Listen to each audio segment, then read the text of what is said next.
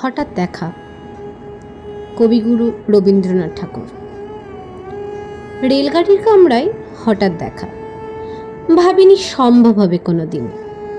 আগে ওকে বারবার দেখেছি লাল রঙের শাড়িতে, ডালিম ফুলের মতো রাঙা। আজ পড়েছে কালো রেশমের কাপড়, আঁচল তুলেছে মাথায়, দোলন চাপার মতো চিকন গোড় মুখখানি ঘিরে।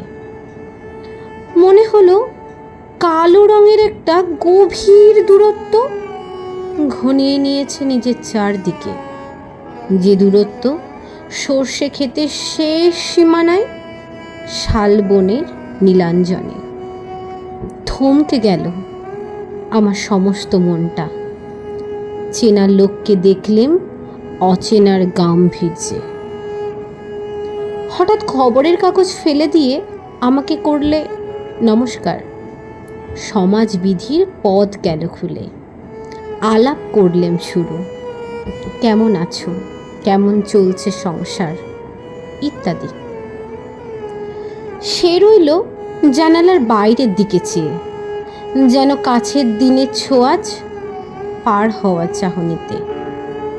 দিলে অত্যন্ত ছোট দুটো একটা জবাব, কোনোটা বা দিলেই না, বুঝিয়ে দিলে হাতের অস্থিরতায়। কেন সব কথা? এর চেয়ে অনেক ভালো চুপ করে থাকা। আমি ছিলাম অন্য বেঞ্চিতে ওর সাথীদের সঙ্গে। এক সময় আঙুল নেড়ে জানালে কাছে আসতে, মনে হলো কম সাহস নয়। বসলুম ওর এক বেঞ্চিতে। গাড়ির আওয়াজের আড়ালে বললে মৃদু স্বরে, কিছু মনে করো না, সময় কোথা সময় নষ্ট করবার। আমাকে নামতে হবে পরের স্টেশনে, দূরে যাবে তুমি, দেখা হবে না আর কোনো দিনই। তাই যে প্রশ্নটার জবাব এত কাল থেমে আছে, শুনবো তোমার মুখে। সত্যি করে বলবে তো? আমি বললেম বলবো। বাইরের আকাশের দিকে তাকিয়ে শুধলো, আমাদের গেছে যে দিন একেবারেই কি গেছে, কিছুই কি নেই বাকি।